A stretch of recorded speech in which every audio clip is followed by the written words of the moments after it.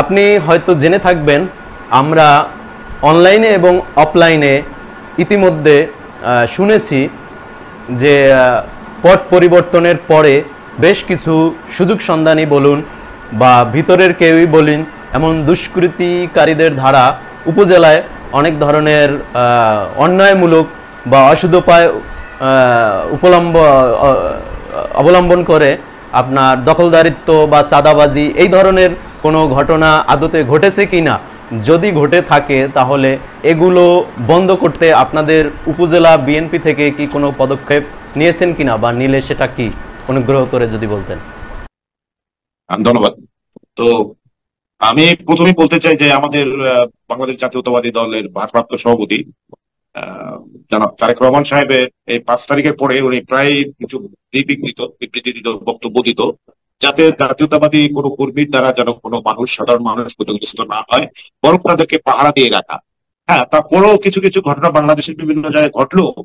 10 মিনিটে এরকমের মারাত্মক কোনো ঘটনা ঘটেনি, এবং যা অফলাইনে এবং অনলাইনে যে ছড়ানো ছড়িয়ে ছিটে আসছে, এখনো দিচ্ছে কিছু কিছু লোকজন।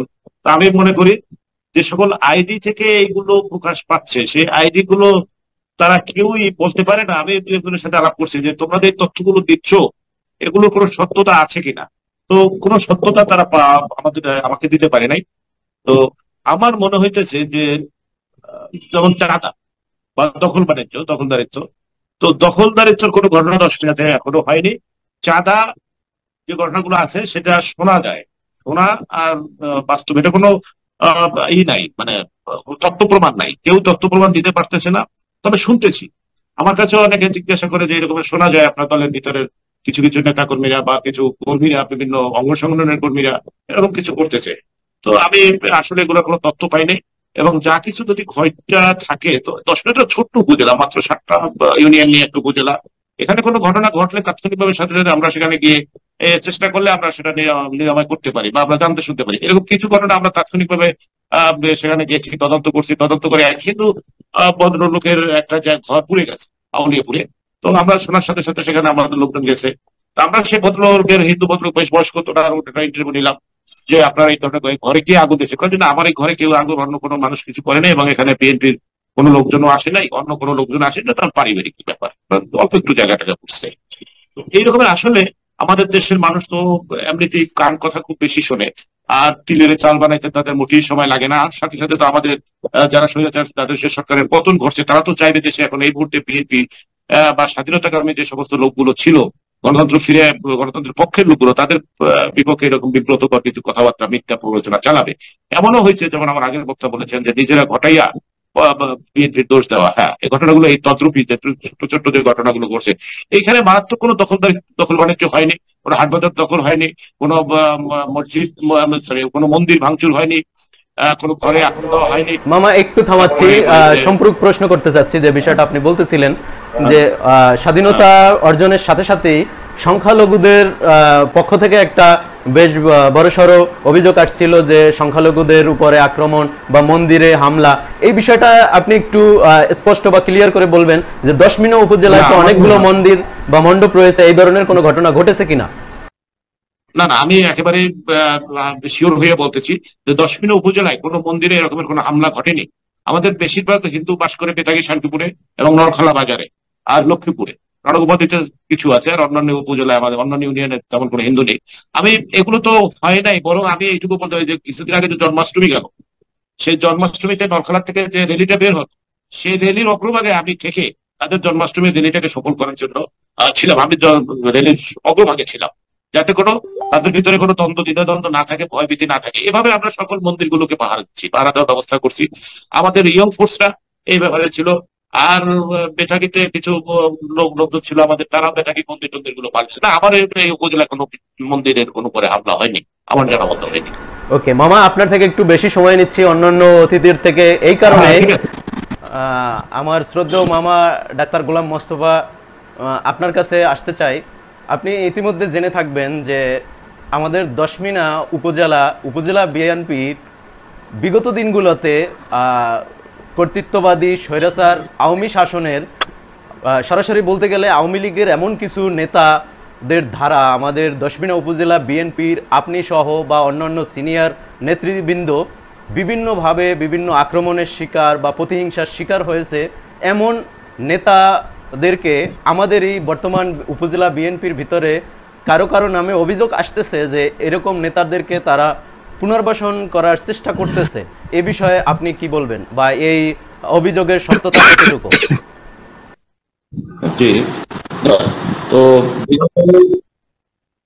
বিগত স্বৈর শাসনের আমলে উল্লেখযোগ্যভাবে আমাদের এখানে যে শহীদ মাহবুব ছিল আগের ইউনিভার্সিটি, ওনার সাউন্ডটা মনে হয় ক্লিয়ার না।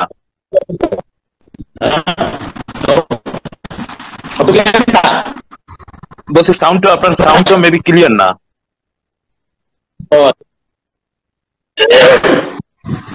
তো আমি বলছিলাম যে প্রশ্নটা যে বিগত স্বৈর শাসনের আমলে আমরা বিভিন্ন আওয়ামী লীগের যে সমস্ত নেতাকর্মী তাদের সাথে আমাদের লোকজন কি সক্ষতা করতেছে, এই তো প্রশ্নটা। তো সে ব্যাপারে আমার কথাটা হলো যে বহরমপুর ইউনিয়নের সাবেক চেয়ারম্যান এবং বাংলাদেশ জাতীয়তাবাদী দল বিএনপি দশমিনা উপজেলার সাবেক সেক্রেটারি সৈয়দ মাহফুজ, ওনার উপরে বেশ কিছু শারীরিক নির্যাতন করা হয়েছিল তৎকালীন সময়। তো আমি যতটুকু বুঝতে পারছি তা হলো যে সেই সময় যারা তার উপরে লাঞ্ছিত করছে, তাকে যারা প্রহার করছে বা লাঞ্ছিত করছে, অর্থাৎ যাদের দ্বারা সে লাঞ্ছিত হয়েছে আমাদের কোনো নেতা সক্ষতা বা ঘনিষ্ঠতা হয়েছে কিনা।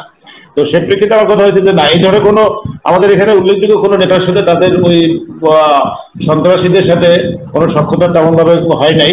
আমি যতটুকু জানি সৈয়দ মাহফুজের যারা শারীরিক নির্যাতন বা বিভিন্নভাবে লাঞ্ছিত করছে তার প্রেক্ষিতে তার ফ্যামিলির তরফ থেকে একটা ওই সন্ত্রাসীদের বিরুদ্ধে একটা মামলা প্রস্তুতি চলতেছে, পারিবারিকভাবে তারা একটা মামলা করবে এবং আমরা উপজেলা বিএনপি তার ফ্যামিলিকে মামলার ব্যাপারে সহযোগিতা করব।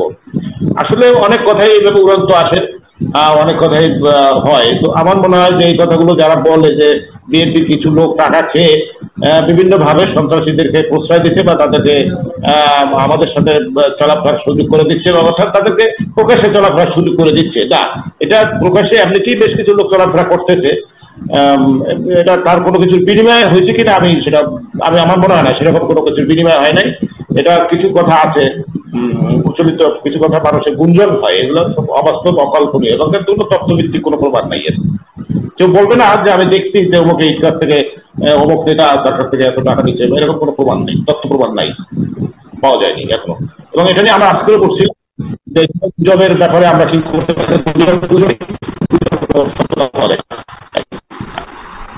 ওকে, ধন্যবাদ মামা। আপনি বলতে চাচ্ছেন যে এই বিষয়টায় আসলে অভিযোগ এসেছে এবং এর আদতে সেভাবে তথ্য প্রমাণ সহকারে সত্যতা পাওয়া যায় নাই, বা আর ভুক্তভোগীদের পরিবার থেকে আইনগত যেই বিচার এর আওতায় আনার জন্য মামলা প্রক্রিয়াধীন এবং আপনারা উপজেলা বিএনপি থেকে সর্বোত্তক সহযোগিতা করবেন।